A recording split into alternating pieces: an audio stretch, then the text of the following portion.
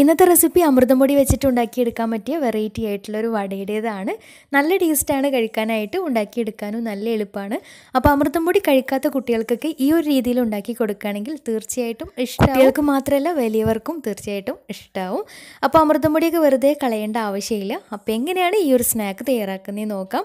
അതിന് മുന്നേ ആയിട്ട് ചാനൽ സബ്സ്ക്രൈബ് ചെയ്യാത്തവരുണ്ടെങ്കിൽ സബ്സ്ക്രൈബ് ചെയ്യാൻ മറക്കരുത്. തൊട്ടടുത്തുള്ള ബെല്ലൈക്കണും കൂടെ ഒന്ന് ക്ലിക്ക് ചെയ്താൽ പുതിയ വീഡിയോസിൻ്റെ നോട്ടിഫിക്കേഷൻസൊക്കെ പെട്ടെന്ന് തന്നെ കിട്ടുകയും ചെയ്യും. അപ്പോൾ ഈ ഒരു സ്നാക്ക് തയ്യാറാക്കി എടുക്കാൻ വേണ്ടിയിട്ട് ആദ്യം തന്നെ ഒരു കടായി സ്റ്റൗവിൽ വെച്ചിട്ടുണ്ട്. എന്നിട്ട് അതിലേക്ക് 2 കപ്പ് വെള്ളം ഒഴിച്ചു കൊടുക്കാം.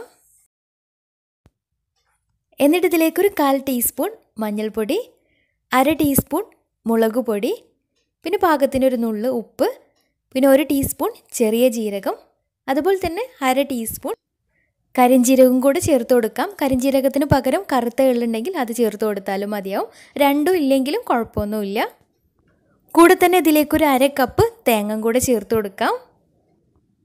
ഇനി ഇവയെല്ലാം കൂടി ചേർത്തിട്ട് വെള്ളം നന്നായിട്ടൊന്ന് തിളച്ച് വരട്ടെ. അപ്പോൾ വെള്ളം നന്നായിട്ട് തിളച്ച് വന്നാൽ ഇനി ഇതിലേക്ക് 1 കപ്പ് അമൃതം പൊടി, അതുപോലെ തന്നെ 1 കപ്പ് അളവിൽ അരിപ്പൊടി കൂടെ ചേർത്തിട്ട് നന്നായിട്ടൊന്ന് ലോ ഫ്ലെയിമിലിട്ടിട്ട് നന്നായിട്ടൊന്ന് മിക്സാക്കി എടുക്കാം. വെള്ളം തിളച്ചതിന് ശേഷം പൊടികൾ ഇട്ട് കൊടുക്കുന്ന സമയത്ത് ലോ ഫ്ലെയിമിലിട്ടിട്ട് വേണം മിക്സാക്കി എടുക്കാൻ വേണ്ടിയിട്ട്. അപ്പോൾ ലോ ഫ്ലെയിമിലിട്ടിട്ട് നന്നായിട്ട് മിക്സാക്കിയിട്ട് ഈ പൊടിയൊക്കെ നന്നായിട്ടൊന്ന് വെന്ത് കിട്ടണം. അപ്പോൾ വെള്ളമൊക്കെ വറ്റിയിട്ട് നല്ല കറക്റ്റ് പാകമായിട്ട് കിട്ടിയിട്ടുണ്ട്. ഇനി ഫ്ലെയിം ഓഫ് ചെയ്യാം. ഇനി ചെറുതായിട്ടൊന്ന് ചൂടാറി കിട്ടിയാൽ കൈ വെച്ചിട്ട് നമ്മൾ ചപ്പാത്തിക്കൊക്കെ കുഴച്ചെടുക്കുന്ന രീതിയിൽ നന്നായിട്ടൊന്ന് കുഴച്ചെടുക്കണം. ഏകദേശം ഒന്ന് കുഴഞ്ഞു വരുന്ന സമയത്ത് ഇനി ഇതിലേക്കൊരു 1 ടേബിൾ സ്പൂൺ വെളിച്ചെണ്ണയോ അല്ലെങ്കിൽ ഓയിലോ ചേർത്തിട്ട് ഒന്നും കൂടെ നന്നായിട്ട് നല്ല സോഫ്റ്റായിട്ട് നന്നായിട്ട് തന്നെ കുഴച്ചെടുക്കാം. അപ്പോൾ നന്നായിട്ട് കുഴച്ചെടുത്തതിന് ശേഷം ഇതുപോലെ നീളത്തിലൊന്ന് ഉരുട്ടിയെടുത്തിട്ട് അതിൽ നിന്ന് ഓരോ ബോൾസാക്കി എടുത്തിട്ട് കയ്യിൽ വെച്ചിട്ട് നന്നായിട്ടൊന്ന് ഉരുട്ടിയെടുത്തതിന് ശേഷം ജസ്റ്റ് ഒന്ന് പ്രസ് ചെയ്ത് കൊടുക്കുക. എന്നിട്ട് ഇതുപോലെ കട്ട്ലറ്റിൻ്റെ ഷേപ്പിലാക്കി എടുത്തതിന് ശേഷം സെൻറ്ററിലായിട്ട് വിരൽ വെച്ചിട്ട് ചെറിയൊരു ഹോൾസ് ഉണ്ടാക്കി കൊടുക്കാം. ഇതുപോലെ വടയുടെ ഷേപ്പിൽ ബാക്കിയുള്ളതൊക്കെ ചെയ്തെടുക്കാം. ഈ ഒരു സമയം തന്നെ ഒരു പാൻ സ്റ്റൗവിൽ വെച്ചിട്ട് അതിലേക്ക് ഫ്രൈ ചെയ്യാൻ ആവശ്യമായിട്ടുള്ള ഓയിൽ ഒഴിച്ചു കൊടുക്കാം. ഒരുപാട് ഷാലോ ഫ്രൈ ആണ് കേട്ടോ ചെയ്തെടുക്കുന്നത്, ഡീപ്പ് ഫ്രൈ ചെയ്തെടുക്കുന്നില്ല. എന്നിട്ട് എണ്ണയിലേക്ക് ഓരോന്നായിട്ട് ഇട്ടിട്ട് ഫ്രൈ ചെയ്തെടുക്കാം. അപ്പോൾ അരിപ്പൊടി കൂടെ അമൃതം പൊടിൻ്റെ കൂടെ ചേർത്ത് കൊടുത്തിട്ടുള്ളത് പൊട്ടി പോവാതിരിക്കാൻ വേണ്ടിയിട്ടാണ്. അമൃതം പൊടി ഒറ്റയ്ക്ക് ചെയ്തെടുക്കുന്ന സമയത്ത് പെട്ടെന്ന് പൊടിഞ്ഞു പോവും. അപ്പോൾ അതില്ലാതിരിക്കാൻ വേണ്ടിയിട്ടാണ് അരിപ്പൊടിയും കൂടെ ചേർത്തിട്ടുള്ളത്. അപ്പോൾ ഒരു ഭാഗം ആയി കഴിഞ്ഞാൽ മറിച്ചിട്ട് കൊടുക്കാം. പിന്നെ ഒരു മീഡിയം ഫ്ലെയിമിലിട്ടിട്ട് തന്നെ ചെയ്തെടുക്കാം. തിരിച്ചു മറിച്ചൊക്കെ ഇട്ടിട്ട് 2 ഭാഗവും കളറൊക്കെ മാറി നന്നായിട്ട് മൊരിഞ്ഞ് കിട്ടിയാൽ എണ്ണയിൽ നിന്ന് മാറ്റാം. പിന്നെ ഇതുപോലെ വടയുടെ ഷേപ്പിൽ തന്നെ ചെയ്തെടുക്കണമെന്നൊന്നുമില്ല. നമ്മൾ സാധാരണ കട്ട്ലറ്റിൻ്റെ ഷേപ്പിൽ ഒരുപാട് കട്ടി വേണ്ട, ആ ഒരു രീതിയിലും ചെയ്തെടുക്കാം.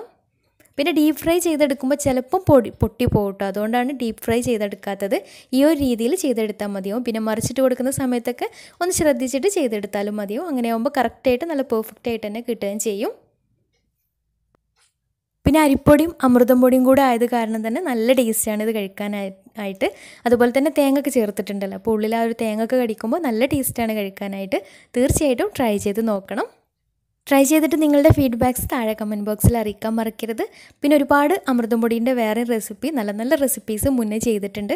അപ്പോൾ അതൊക്കെ ഒരു പ്ലേലിസ്റ്റായിട്ട് കൊടുത്തിട്ടുണ്ട്. ഞാൻ ഡിസ്ക്രിപ്ഷൻ ബോക്സിൽ ലിങ്ക് കൊടുക്കുകയും ചെയ്യാം. അപ്പോൾ കാണാത്തവരുണ്ടെങ്കിൽ ഒന്ന് കണ്ടു നോക്കുക. നല്ല അടിപൊളി ടേസ്റ്റി ആയിട്ടുള്ള റെസിപ്പീസ് തന്നെയാണ്. അപ്പോൾ ഇന്നത്തെ വീഡിയോ ഇഷ്ടമായെന്ന് വിചാരിക്കുന്നു. ഇഷ്ടമെങ്കിൽ ലൈക്ക് ചെയ്യുക, ഫ്രണ്ട്സ് റിലേറ്റീവ്സിനൊക്കെ ഒന്ന് ഷെയർ ചെയ്ത് കൊടുക്കാനും മറക്കരുത്. അപ്പോൾ നല്ല അടിപൊളി വീഡിയോയുമായി വീണ്ടും വരാം. അതുവരെ take care, bye, thank U.